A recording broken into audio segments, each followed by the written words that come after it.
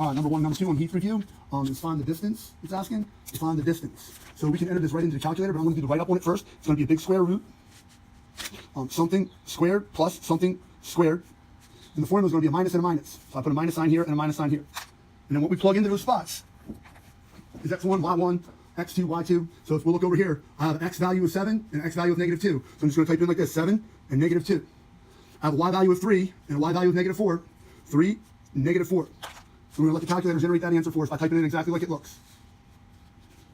Going to hit the square root button, parentheses, be diligent, 7 minus -2, close parentheses squared, plus, open parentheses, right there, it should be a 3. And now we have it, root 130, choice D. Next one, find the midpoint, That one's pretty straightforward. That's going to be one big coordinate, looks like a happy Asian dude with rosy cheeks, over 2. And now we just add the x value. So I'm going to add 8 plus 7. And I'm going to add the y values. That's going to be 0 plus 3.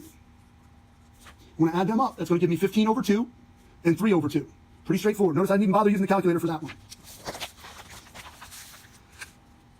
Equation of a circle with the center at 10, 5 and a radius of 3. So this goes pretty quick. It's going to be opposite squared equals r squared. So it's going to be x minus 10, y minus 5, and then I square the square root of 3, and root 3 squared, if you didn't know, if I square root 3, and then I square it, that's just going to equal 3. And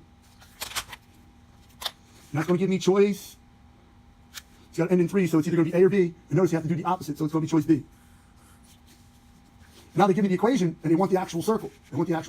So the center of this circle is going to be opposite. So it's going to be 3, 0, and it's going to have a radius of 1. So this one went up 3. Can't be that one. This one went right 3, it looks like, and up none. It could be this one. This one went down 3, and this one went left 3. It has to be choice B. Number 5. Write the equation of the circle in general form. So here's what I have to do. I have to FOIL out x minus 4. So I have to FOIL out x minus 4 times x minus 4. Or you can use a Punnett square. Or you can do it in your head. Either way.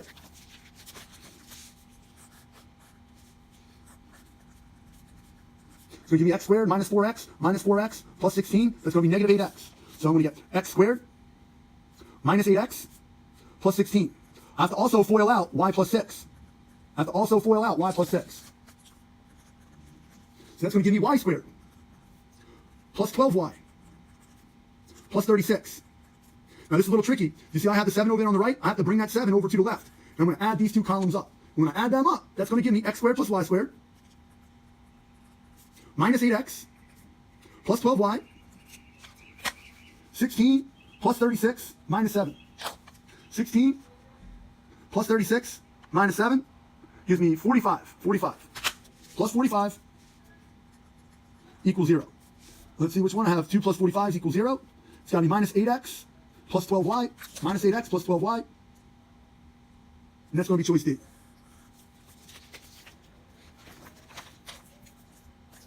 Number 6 is a little bit more involved. Find the center radius. So the first thing I want to do is I'm going to divide everything by 5. I'm just going to divide everything by 5. That's going to give me x squared plus y squared minus 8x. Dividing everything by 5. 30 divided by 5 plus 6y. 120 divided by 5. 24. Plus 24 equals 0. Now from there they want me to find the center and the radius. So I can find the center pretty quickly just by looking at this. I'm going to find my center and my radius. All I do is take a look at this, -8, and I say to myself, what's half of -8? And I change the sign and bring it over here. I take a look at this 6. What's half of 6? And I change the sign and bring it over there. Now this part is pretty tough. To figure out what the radius is. So to find out what the radius is, I take this 3 and I square it. I take this 4, I square it. And then this 24 I have to get on the other side, so I'm going to minus 24. So that's going to give me 16 plus 9 minus 24. 16 plus 9 minus 24. That gives me 1. Now this is strange. 1 is not my answer. Technically, I'm supposed to square root that 1. So my center is going to be 4, -3, and my radius is going to be 1. Choice A.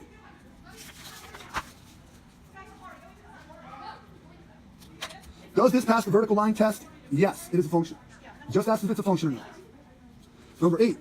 Is this a function? It does not pass the vertical line test. No, it is not a function. Number 9. Wants the domain and range. The domain starts at the x values. Notice it's got a closed dot on the domain, so it's going to be from 0 to infinity. That's the domain. The range is the y values. Notice the y value starts here, at negative 3. So the range is going to be negative 3, and it goes upwards to infinity. So the domain is 0 to infinity. The range is negative 3 to infinity. 0 to infinity, there it is, choice B.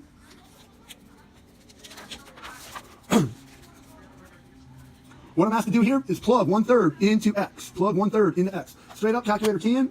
Gotta be really diligent with the parentheses.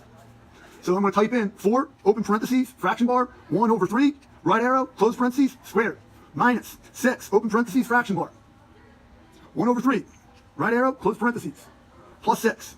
And that'll generate my answer. Just plug it in. 40 over 9 is choice A. You want me to solve this for y? So, x minus 5y equals 25. I'm asked to solve it for y.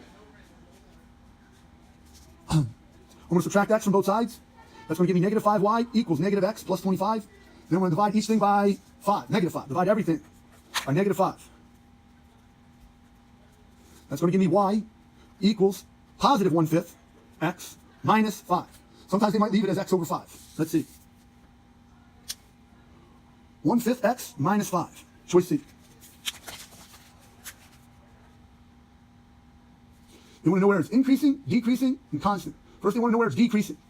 These arrows should be pointing to the right. And notice it's going downhill from negative infinity all the way up to 0. Now, when you do increasing, decreasing, we usually always use parentheses, never a bracket, if it's asking about increasing or decreasing. Then that's where it's decreasing. It's increasing from 0 to infinity, positive infinity. It's going uphill. That's where it's increasing. And it's never constant. Constant would be a line like y equals 1. A line that goes straight across. So let's see. Function is decreasing from negative infinity to 0, increasing on 0 to infinity, and never constant. This is a typo. This is a typo. Notice how the correct answer has a bracket on it, and it shouldn't. It shouldn't have a bracket on it. But in this case, it's multiple choice, and it does. So it's decreasing from negative infinity to 0, increasing from 0 to infinity. Choice A, again, a little confusing. It shouldn't be that way. I'm asked to find the slope of the line that passes through these 2 points. So that's going to be y sub 2 minus y sub 1 over x sub 2 minus x sub 1. I can put this one right in the calculator, or I can set up the template with my minus sign and my minus sign, and then type it in the calculator. So my y values are negative 2 and negative 5. My x values are negative 8 and negative 7.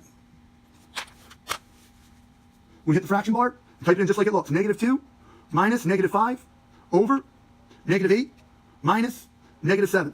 And hit equals, and it'll generate negative 3 for me. Choice D.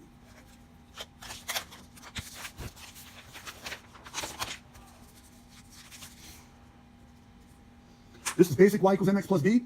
Y equals mx plus b. The m is negative 4. The b is 10. And it's choice A. X-intercept is 2, and y-intercept is 3. We can do this kind of rapidly if we do our yin and yang. Put a 0 here, a 0 here. This is going to be my y-intercept. This is going to be my x-intercept. I'm going to use a pencil and find out the y-intercept. I just cover that up.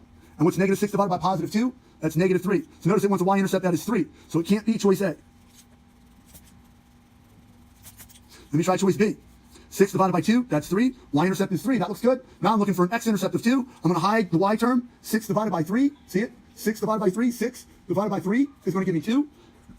X-intercept of 2. Y-intercept of 3. It's going to be choice B. Find the slope. Slope is negative A over B. So it's going to be negative 4 over B, which is negative 9. That's going to give me positive 4/9 is the slope. So right now I'm done. To find the y-intercept, I'm going to hide the 4x, and that's going to give me negative 10 over 9. I divide both sides by negative 9. Number 17. So it says it's parallel to 9x plus 6y, and it goes through that point. It's parallel to that and goes through that point. So because it's parallel to that, I can ignore this 25 and just write that down. 9x plus 6y. And now I'm going to take this information and plug it in. So it's going to give me 9 times 6 plus 6 times negative 12. And that'll tell me what this value is here.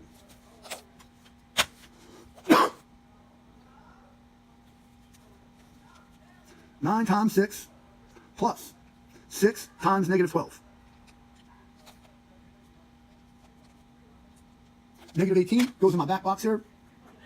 The slope, I'm going to write in y equals mx plus b format. Y equals negative 9 over 6 x. And then I'm going to hide this x value to find the y-intercept. Negative 18 divided by 6 is negative 3. And I can simplify the 9 over 6. That's going to be negative 3/2.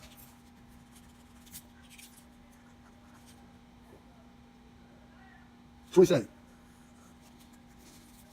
The vertex of this is going to be opposite, same. So it's going to be negative 1, positive 2. So if I have a graph, -1, +2 is going to put me in this quadrant over here. Notice the vertex is in that quadrant for A, no good. Notice the vertex is in this quadrant, quadrant 4, no good. This is the quadrant I belong in. This quadrant goes left and then down. Can't be in that quadrant. It's got to be in this top left quadrant or quadrant 2. So it has to be choice C.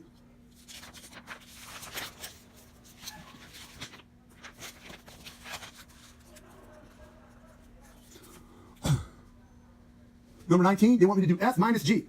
So for F minus G, I'm just going to copy down F. F is 9x minus 2, and then I'm going to subtract all of G. So I have to wrap it. A lot of people make that mistake.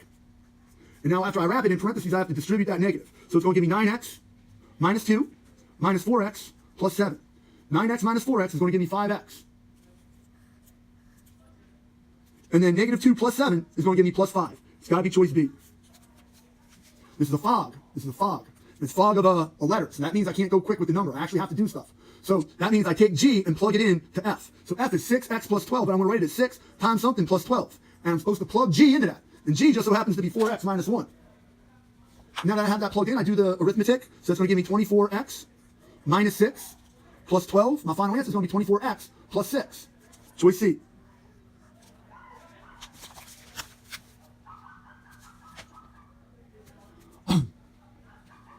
Gives me the graph, wants me to find the domain and range. The domain of this is going to be all reals, from negative infinity to positive infinity. Now the range, it starts at -2. Y value, lowest Y value. Range starts at -2 and goes to infinity. The range is the Y values. So domain is negative infinity to positive infinity. It's either going to be B or C. And the range goes from -2 to infinity. It's going to be C. This one has to be a closed circle because the range, that value, is included in the answer. No typo on that one.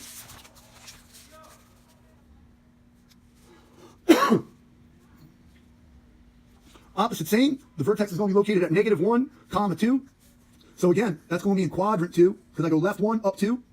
And it's going to be concave down because there's a negative leading coefficient in front of it. So it's going to be in quadrant 2, and it's going to be concave down. So I can immediately eliminate D and C. This one, the vertex is in quadrant 3. It can't be D. Choice A, if we look closely, the vertex is in quadrant 2. So it's got to be choice A. 23, find the vertex. That's just basically opposite same. So there's nothing outside here, so it's going to be 2, 0. Find the vertex for number 24. That's a little different. We're going to go to the calculator and mode 5-3 it. Mode 5-3. Notice it's x squared. I'm going to type in the leading coefficient of 7, then -112, and then 449. Hit equals. Hit equals. That's a solution, not a vertex. That's the other solution, not a vertex. Here comes the x value of the vertex. It is 8. So right now I'm looking at either B or C. I'm looking at A or C. It can't be B. It can't be D. All I need to do is hit equals one more time, and it is 1. So my vertex is 8, 1. Choice C. Want me to sketch the graph? It's x squared, concave up. They're all concave up. I'm going to look for the vertex. The vertex is located at 5, -3. So what that means is if I have the quadrant set up, it's going to go right 5 and down 3. It's going to be in quadrant 4. This one, the vertex is in quadrant 3. This one, the vertex is in quadrant 4. The vertex is in quadrant 2. The vertex is in quadrant 1. It's got to be choice B. Again, looking for the graph, I can see right now it's positive x squared, so it cannot be A. Now I want to find the vertex. I'm going to mode 5-3 it. I'm going to type in the leading coefficient of 1 equals, 2 equals, -4 equals. Hit equals, I don't need that. That's a solution. That's a solution. Here comes the vertex. -1, -5. So my vertex is -1, -5. So if I were to graph that, it would go left 1 and down 5. It would be in quadrant 3. Choice B, the vertex is in quadrant 4. It can't be choice B. Choice C, it is in quadrant 3. That's suspicious. It might be C. And yes, the vertex for D is in quadrant 2. So it can't be that one. It has to be choice C. 27. Use synthetic division. You got to do stuff. To use synthetic division, I got to do what's opposite of the 2 in the backwards box. So I put a -2 in the backwards box, and then I write down the coefficients. 1, x cubed, -1, x squared, 0, x. Notice there's no 0 term up there, and then 7 for the constant term. I put a 0. I like to do that. Now I'm going to go ahead and perform the synthetic. 1 plus 0 is 1. -2 times 1 is -2. -1 minus 2 is -3. -2 times -3 is 6. 0 plus 6 is 6. -2 times 6 is -12. That's going to give me a remainder of -5. What that means is this just got transformed into x squared, 1x squared, minus 3x, plus 6, minus 5 over the original x plus 2.